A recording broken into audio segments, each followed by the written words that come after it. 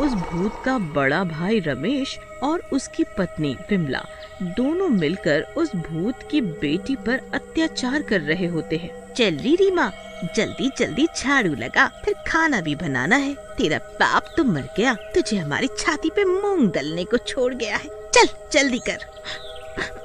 ताई जी, मैं सब कर दूंगी, पर मेरे पापा को कुछ मत कहिए प्लीज। रमेश विमला को अलग ले जाता है। अरे विमला, इसका थोड़ा ध्यान रखो। 18 साल की हो जाए बस, फिर सारी जमीन जायदाद मेरे नाम कर दे ये, फिर इसे भी इसके बाप के पास पहुंचा देंगे। ये सब देखकर भूत बहुत दुखी होता है और गुस्से में गुर्राने लगता है और उन्हें मारने उनके पास जाता है। ए, विमला, मेरी बेटी को परेशान मत कर। लेकिन वो भूत जैसे ही उन्हें मारने लगता है, वो उसे भी पकड़ नहीं पाता और न ही उसकी आवाज कोई सुन पाता है। अरे ये क्या हो रहा है? मैं किसी को भी पकड़ क्यों नहीं पा रहा? रीमा, रीमा, बेटी रो मत। अब मैं क्या करूं? क्या करूं? भूत परेशान होकर घर से बाहर आ जाता है और दूसरे गांव वालों से मदद मांगता है, लेकिन वो भूत किसी को नहीं दिखता। अब मैं कैसे अपनी बेटी को अपने बड़े भाई के चुंगल से बचाऊं? तभी वहाँ राजू आ जाता है। रीमा, रीमा, आज पढ़ने नहीं चलना है क्या? क्या हुआ? तुम रो क्यों रही हो? मैं तुम्हारा दोस्त हूँ ना, तुम मुझे तो बताओ। कुछ नहीं, बस पापा की याद आ रही थी। लेकिन तुम्हारे पापा कहाँ हैं? पता नहीं, एक दिन रोज की तरह खेती करने निकले थे और वापस ही नहीं आए। उस दिन से मैं उनका इंतजार कर रही हूँ। ताऊ जी कहते हैं कि अब वो कभी नहीं आएंगे। तुम चुप हो जाओ, रो मत। तुम्हें कोई भी जरूरत हो तो मैं हूँ तुम्हारे साथ हमेशा। भूत वहाँ खड़ा सब देख रहा होता है। राजू जैसे ही वहाँ से निकलता है, भूत भी उसका पीछा करने लगता है और राजू के घर तक पहुँच जाता है। राजू, सुनो राजू। राजू पलटकर देखता है तो उसे वही भूत दिखता है। अरे मर गया रे! अरे भूत जी, आप यहाँ कैसे आ गए फिर से? अब तो मैंने सब गांव वालों को मना कर आपके शरीर को पूरा करवा दिया। अब तो मेरा पीछा छोड़ दो। भूत खुश होकर, क्या कहा राजू? तुम मुझे देख सकते हो? अरे देख सकता हूँ मतलब? आपको देख रहा हूँ तभी तो डर रहा हूँ ना। मुझे नहीं पता था भूत भी मजाक करते हैं।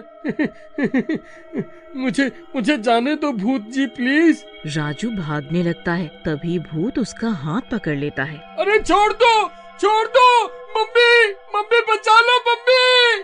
तभी राजू की माँ राजू की आवाज सुनकर घर से बाहर आकर देखती है। अरे क्या हो गया? क्यों चिल्ला रहा है? अरे माँ, ये भूत देखो फिर से आ गया। मुझे छुड़वाओ इससे। हाय भूत?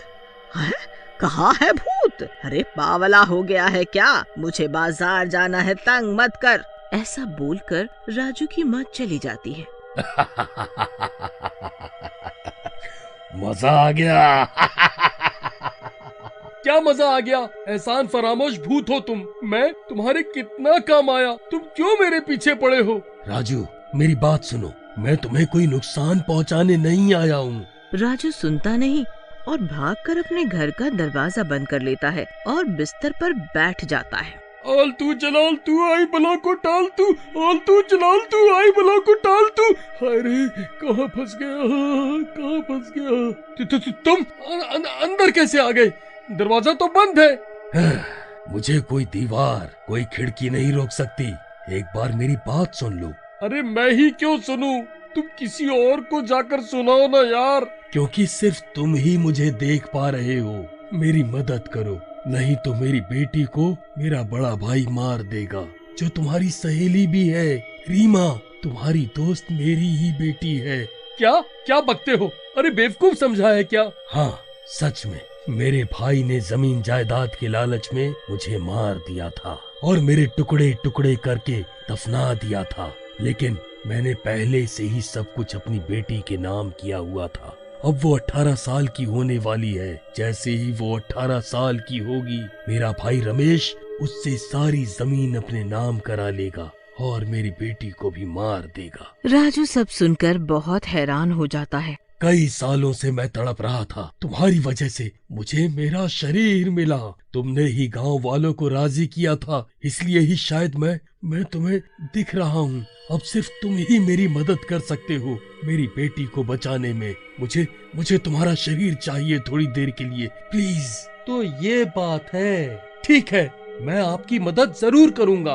अरे राजू तू फिर आ गया, तुझे मना किया ना, रीमा से नहीं मिलेगा तू, चल जा। आ जाता है मुंह उठा के बार बार। ऐसा कह के रमेश राजू को धक्का दे देता है। तभी राजू के अंदर भूत घुस जाता है। राजू का रंग नीला हो जाता है और आंखें लाल हो जाती है। रमेश, तूने मुझे मार दिया पैसों के लालच में, अब तू नहीं बचेगा। तुम कौन हो भाई? मैं पहचाना नहीं? मैं तेरा छोटा भाई जिसे तूने मार दिया। नहीं भाई, मुझे छोड़ दे। वो तो मैंने इस करमजली विमला के कहने पर तुझे मारा था भाई, यही मुझे पट्टी पड़ाती थी। इसे पकड़ ले, मुझे छोड़ दे, मुझे छोड़ दे, इसे पकड़ ले। वाह रे वाह, अरे नास मिटे, मरने के टाइम पे मुझे फंसा रहा है। देवर जी, मैं आपकी बेटी को बहुत प्यार से रखती थी। इस नाकारा ने ही मुझे रानियों के सपने दिखाए थे, पर उनकी बातों का भूत पर कोई असर नहीं होता और वो उन दोनों को मार देता है। ये सब क्या हो रहा है? राजू, तुम्हारे अंदर सच में पापा है क्या? हाँ बेटी, मैं हूँ राजू के शरीर में। अब सब ठीक हो गया, तुम हमेशा राजू के साथ रहना, ये अच्छा इंसान है। इतना बोलकर भूत राजू का शरीर छोड़कर मुक्त हो जाता है।